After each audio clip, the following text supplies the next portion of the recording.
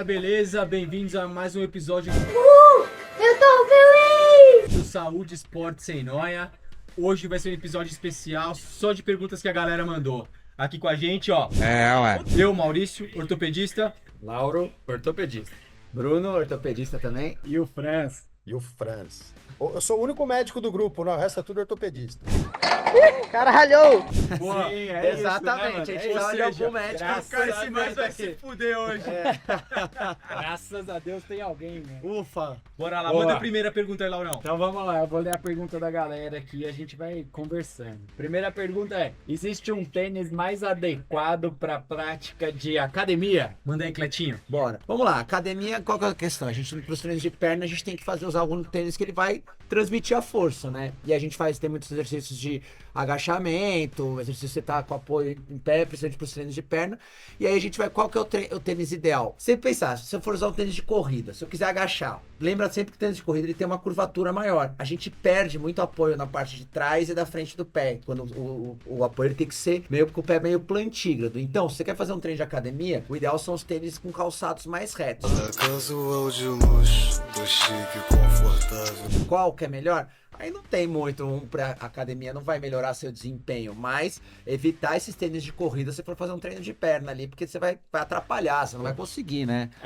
Acho que o grande lance é esse daí, né, cara? É a estabilidade. Aí se liga, ó. Vim até... Aí, ó. Aí, ó. Aí, ó. Será que a Nike patrocina nós? Manda pra nós, né? Ai, com certeza, Dá uma né? ligada aí pra nós. Boa, mas é isso daí. O grande lance é a estabilidade a hora que você vai fazer os sim. treinos de perna, né? Pra você não torcer o tornozelo, não escorregar. Mas é isso daí, não tem muito mais coisa. E lembrar que assim, se o cara tem um tênis de corrida, esse não vale usar na academia. Não é que não pode, mas assim, evita, né, brother? Ainda mais se for esses de placa de carbono e tal, que esse daí com certeza não é o mais adequado pra academia. Então, vamos ter um calçado um pouquinho melhor, né? E aí, Franz? Eu vou ser um pouco mais ousado. Caramba! Eu acho que antes do tênis em si, vale a pena a gente discutir o barefoot, o descalço, a musculatura intrínseca do pé, o footcore. Né? Por quê? Porque cada vez mais precoce a molecada tá usando tênis, então a gente não tem todas as etapas que são fundamentais no desenvolvimento, né? Principalmente no sentido de motricidade, a estruturação decorrente dos estímulos, né? O fato de você estar descalço, né? Tem um cara lá na Harvard, Daniel Lieberman, antropólogo, ele fala que a gente transfere para o tênis a responsabilidade que diz respeito a isso, né? Até que tem alguns estudos que passaram lá atrás, né? Uns 10, 15 anos, barefoot running, a galera se emocionava, queria correr descalço, fazia fratura por estresse, bolha, e hoje a gente está no outro extremo. Mas hoje o que acontece? Hoje a gente ouve a galera falar, pô, hoje eu vou treinar peito, costas, ombro, mas nunca a gente ouve falar, hoje eu vou treinar pé, musculatura intrínseca do pé. Então isso faz com que a gente gere fragilidades. E aí o passo seguinte, depois da gente ter abordado de maneira que, né, enfatizando a importância de saber caminhar descalço, de ter estruturação, o arco, que seria até certo ponto fisiológico, aí a gente pode discutir o tênis. Ah, agora eu entendi! Agora eu saquei! Né? É o mesmo raciocínio, pô, você vai jogar bola, você vai jogar futebol de campo, é campo society, é grama alta, grama baixa, e com certeza a sua performance, o seu desempenho, vamos colocar, a sua capacidade de exercer atividades, função, ele é coerente com o calçado que você tá usando. Você tá numa grama alta molhada e vai jogar com uma chuteira society, pô, você vai ter instabilidade, vai escorregar e tem todas as consequências. Cachaça, de novo! Então essas abordagens que vocês falaram é muito importante. A galera vai fazer o quê? Qual é o estímulo na academia? Tem gente que vai na academia pra ficar na esteira, cara. Tem gente que vai na academia pra ficar fazendo spinning. Você tem um calçado específico pro spinning. Tem gente que vai pra academia usar os boxinhos ali dos LPO. Você entendeu? Então isso é muito importante, né? Faz parte do acabouço estrutural, né? Mas sempre lembrar do barefoot, tá? Isso é muito importante, esses estímulos da musculatura intrínseca do pé, né?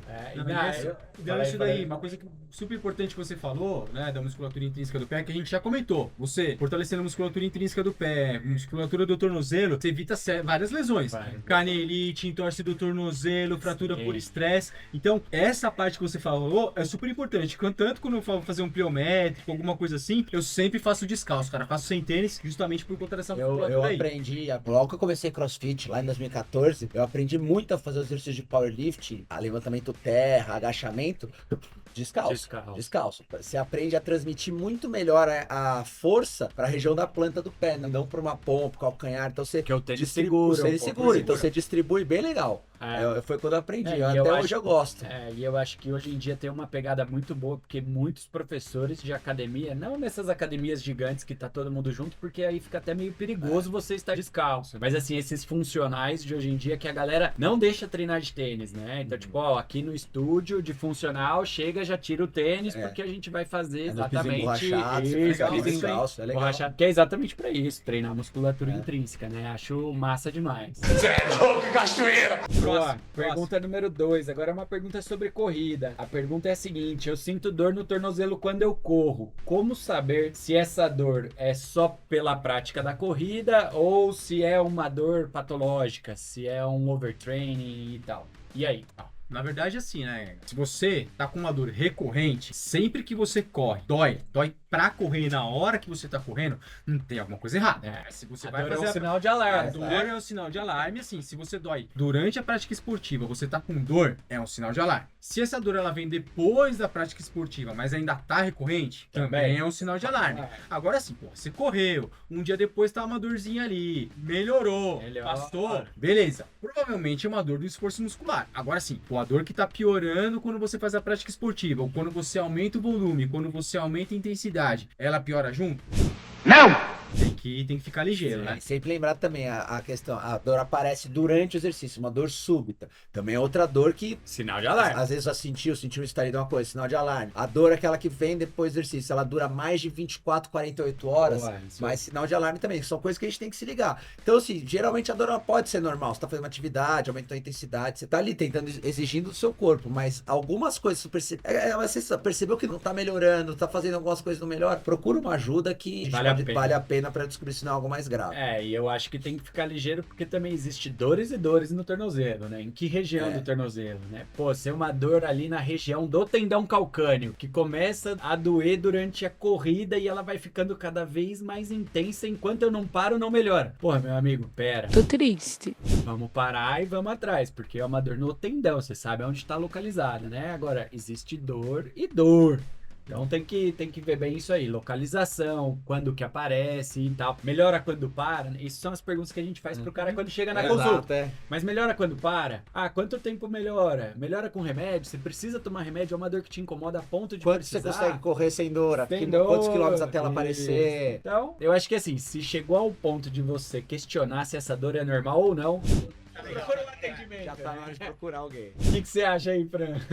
Pô, é animal, é isso que você falou, né, Laura? Pô, a gente precisa entender a localização o mais preciso possível, né? E é o que? É mais de característica de tecido tendíneo, estrutura óssea, tem relacionamento com o movimento, com só o próprio do weight bearing, né? Do peso corpóreo, já dá desconforto. Se tem interação aí com o exercício no começo, quando para, melhora, ou às vezes não. Tem alteração de cor, ou seja, tem edema, tem sinais de hematoma, se existe algumas alterações visuais, muitas vezes, a gente tá falando de tendão, né? A gente tem o nosso samurai Maurício aí que tem a tendinopatia, ele tem, acho que 40 anos, ele tem a tendinopatia há 37 anos, né? Não perda de tempo. Então, pô, observar esse tendão, essa topografia de Aquiles, já tem espessamento ou não, já, sabe? Direcionando o raciocínio para algo um pouco mais crônico, padrão de irradiação, então são detalhes importantes. O que eu acho que faz sentido a gente enfatizar, dor é sinal de alerta do organismo. Então esse raciocínio de atleta, no pain, no gain, não, vamos superar, pô, eu acho que se a gente estiver falando de músculo até certo ponto, é compreensível. Agora, pô, quando a gente começa a falar de articulação, né, eu acho que sempre vai ter um preço e contextualizar, né, em que momento começou. Pô, hoje a galera tem mudado de tênis e começa a ter desconforto, eu tenho observado a tendinopatia, né, de fibular. Eu acho que é fundamental a gente entender com mais precisão, quanto mais informação, ou seja, no fundo, é o que a gente como médico faz, a gente ouve, né, o atleta, o indivíduo, né, e a gente direciona as perguntas, né. Isso aí. Tá bom. Manda uma do chat aí.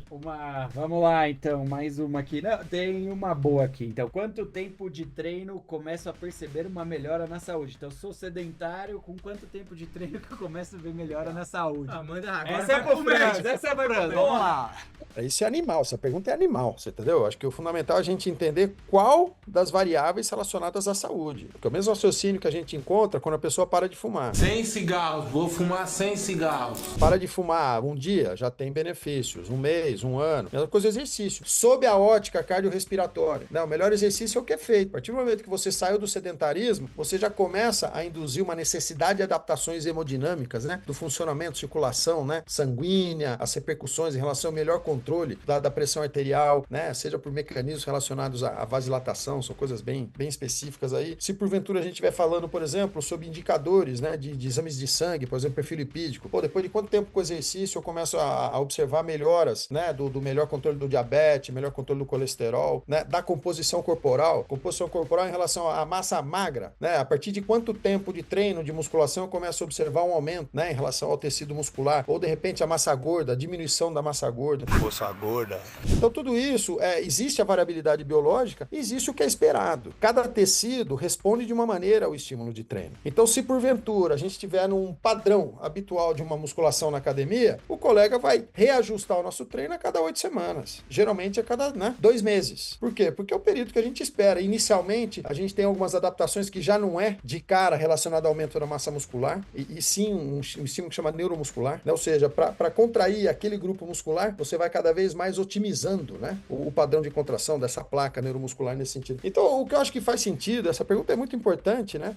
E depende do nível que a gente quer responder, se for característica individual de cada tecido ou da saúde como um todo. Saúde como um todo, primeiro dia depois de você se exercitar, você já começa a ter inúmeros benefícios. E sim, cara. Né? Neurocognição, né? Modulação de neurotransmissores, né? As substâncias responsáveis pela comunicação entre os neurônios, né? E o pessoal que tem tic-tac ativo, né? O pessoal que é meio sequelado aí também vai ter outro tipo de benefício. Já ajuda nesse sentido, também, é capaz de já acordar um ajuda. neurônio ou outro, né? E lembrar assim, quando a gente tá falando de saúde, né?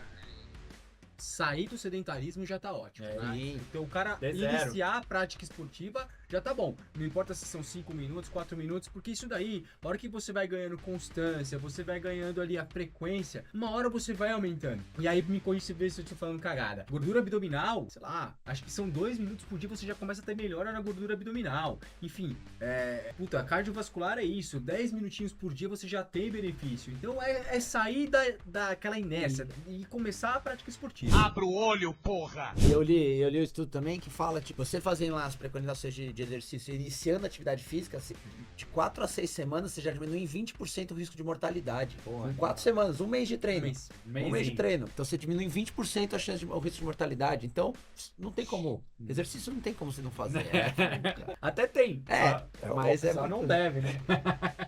No começo, para você parar de fazer exercício, tem que ser teimoso, né? Porque o corpo ele começa a dar inúmeros alertas. Pô, faz alguma coisa, né? Faz alguma atividade, né? Mas também a hora que a pessoa tem o hábito sedentário, né? Vai ser difícil sair dessa inércia, né? Uma coisa importante são conceitos, né? Atividade física é qualquer movimento do corpo que gaste caloria acima do que a gente gasta no repouso, tá? Então, atividade física, a gente tem alguns benefícios porque o indivíduo já não é mais sedentário. Mais o fininho, mãe! Exercício físico é uma atividade física devidamente estruturada, numa frequência semanal, numa intensidade e numa duração. Exercício físico eu otimizo os benefícios. Exercício físico, inclusive, é conduta terapêutica dos principais agravos crônicos não transmissíveis, né? Ou seja, hipertensão, diabetes, problema de colesterol, né? Sobrepeso, obesidade. O esporte, ele já tem um desfecho competitivo. Esporte, ele tem benefícios, porém o risco às vezes é maior que o benefício, porque provavelmente o atleta está disposto a abrir mão da saúde para ter um resultado, um desempenho, né? Então esses detalhes são importantes. Se porventura a gente estiver discutindo, né, saúde de maneira geral, tem uma correlação inversa. Quanto maior o nível, né, de prática de atividade esportiva, ou seja, quanto mais ativo você for, menor é a incidência de mortalidade por todas as causas e principalmente mortalidade cardiovascular. Sabia não? É muito interessante. O ideal é se mexa, você entendeu? Faz alguma coisa. O melhor exercício é o que é feito. Haverá benefícios. Vai depender, se você quiser entender com mais propriedade em detalhes, vai depender da metodologia que você tem acesso, né? Se você quiser avaliar, de repente, a microcirculação periférica em resposta ao exercício, pode ter certeza que a coisa de 10, 15 dias já tem resposta favorável. Agora, esse aspecto do bem-estar, ele é muito importante, né? A satisfação de você se exercitar. Eu, por exemplo, eu jogo bola. Se alguém me chamar para jogar bola e o cara apitar que acabou o horário, eu saio meio chateado, porque eu queria jogar mais. Agora, me chama para correr na esteira. Dá 5 minutos, eu não vejo a hora acabar. Os dois são exercícios, os dois têm benefício. Só que um, na minha percepção, é um castigo e no outro é um tesão fazer, né, cara? Tesão, mano! Bom, seguindo nessa fase aí, nesses temas, quantos dias de descanso são necessários entre um treino e outro para não sobrecarregar o corpo? Essa é bem abrangente. Porra, que pergunta difícil, né, cara? Porra, fala aí, Franz, com propriedade. Porque eu treino todo dia. Puta que pariu. Pra Qual a que característica pessoa, do né? treino? Porque o recovery, né, o tempo que você vai precisar, porque quando a gente começa a se exercitar, a gente altera o equilíbrio em relação aos tecidos. Se eu quiser avaliar a resposta do tecido muscular ao treino, quando eu começo a me exercitar, eu altero o equilíbrio existente entre as fibras musculares. Em decorrência da alteração desse equilíbrio, eu tenho a liberação de algumas substâncias, inclusive tem efeitos sinalizadores. No caso, por exemplo, para que meu músculo responda de maneira favorável ao estímulo de treino. O tempo, ele é muito individualizado, conforme a intensidade que eu alterei a integridade de músculo. Como assim? Não entendi. De maneira prática, eu vou fazer, de repente, um leg com 1,5 toneladas, tá? Tô lá num leg inclinado, o Ronnie Coleman fez com 3 toneladas no áureo dele lá, na época áurea dele, eu vou fazer com 1,5 toneladas, beleza? De repente eu faço lá 12, 10 e 8 repetições. Provavelmente, até 72 horas depois desse dia do treino de perna, eu vou estar meio que claudicando. É bom esperar. Exatamente, eu vou estar com efeito residual, você entendeu? E olha que interessante, eu vou colocar uma outra pauta aqui pra gente discutir, que isso tá uma modinha, que é a parada da imersão em gelo. Porque o que acontece? Se eu fizer o leg com 1,5 toneladas, eu alterei toda a integridade que eu tinha das fibras musculares, principalmente dos grupos musculares envolvidos, e essa alteração de integridade desencadeará inúmeras reações, geralmente no sentido de inflamação, por isso que fica mais inchadinho durante a maromba, né? A gente vê os caras mais modelinho lá na academia. A foto tem que ser depois do treino. Meter uma flexão antes de ir pra balada. Exatamente. Ué, vai falar que a galera aí não faz um pumpzinho, uma flexãozinha de braço e joga uma regatinha pra ir na rave, né? É verdade. Quer dizer, às vezes não. Entendeu? É a galerinha. Então o que acontece? Você tem um estímulo pró-inflamatório. Em decorrência desse estímulo pró-inflamatório, você tem recrutamento e o desencadeia, né? Você desencadeia inúmeras sinalizações de hipertrofia. Agora, se eu amenizo essa resposta inflamatória com uma imersão em gelo ou com anti-inflamatório, pô, então eu não preciso fazer o leg com 1,5 toneladas. Porque a sinalização em decorrente do gelo, em decorrente do anti-inflamatório, não vai ser coerente com 1,5 toneladas. Então, em relação à pergunta original, tempo depende de qual tecido e depende do estímulo que você fez. Se você estiver falando de tendão, é uma abordagem, músculo é outra abordagem. Na parte óssea, a galera de fratura por estresse que diga. Parte óssea é uma outra abordagem. Então, por exemplo, fez um Ironman. Fala aí, Maurício, você fez um Ironman. Pô, se eu te chamar no dia seguinte pra bater uma pelada, cara, pô, você vai me esculachar. Porque você vai ter aí pelo menos uns 3, 4 dias de efeito Depende da residual. pelada, né, velho? História de futebol, entendeu? Você imagina o seguinte, ó, hoje, né, a gente publicou um artigo em 2010 se haveria um não overtraining no futebol, por exemplo. Você entendeu? Você imagina o seguinte, o Maurício ele faz algumas modalidades aí, que é o do triatlo, e provavelmente ele deve fazer para 9, 10 horas e alguma coisa, vamos imaginar. Caralho. Tá? Eu chegar para ele e falar, Maurício, seguinte, guerreiro, a partir de agora, você vai fazer, ao invés de ser 10 horas no talo de intensidade, para intensidade a gente pode usar a sua percepção de esforço ou a frequência cardíaca, por exemplo. Ao invés de ser 10 horas no talo, 90 minutos, 1h30, você fala, porra, demorou. Bora! Hora do show, porra! Pra mim vai ser um sprint de 90 minutos. Eu falei, não, mas peraí. E no intervalo você vai descansar 15 minutos. Então é 45, descansa 15, quando você fala, pô, Fran, isso é baba. Ué, é a mesma espécie nossa no caso do jogador de futebol. O jogador de futebol haveria overtraining? Não, não tem overtraining. Agora o que acontece? Olha a agenda dos caras. A gente está discutindo 72 horas de recovery. O cara joga sábado. E outra, se tiver performando bem o time, ele vai jogar sábado, vai jogar domingo, vai jogar quarta. Por quê? Porque é um campeonato atrás do outro. Você entendeu? Então, esse tempo ideal de resposta depende do estímulo. Ah, agora eu entendi! E depende do indivíduo. Eu, se de repente estou destreinado, for lá e fazer uns tiros com o Maurício, você entendeu? For ali fazer um oddzinho com o Bruno, cara, eu vou ter um efeito residual mais prolongado do que eles que já estão habituados, adaptados. Por isso que tem o princípio da periodização. E a periodização, a gente leva em consideração qual é a fase que você está do treinamento. Por quê? Porque tem fase, geralmente, que a gente faz um preparo geral. Depois a gente faz um preparo específico. Vou te dar um exemplo. Galera que usa a modalidade de potência. Potência é uma variável relacionada ao quê? A você impor velocidade na força. Primeiro eu faço treino de força, aumento a força. Para aumentar a força, na periodização,